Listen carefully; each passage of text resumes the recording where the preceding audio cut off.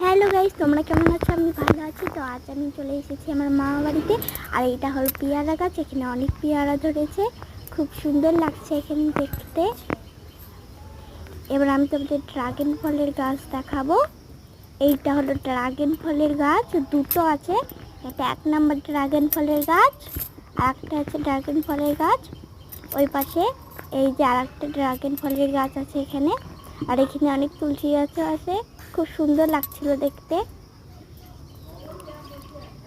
আর এটা হলো নীলকণ্ঠর গাছ।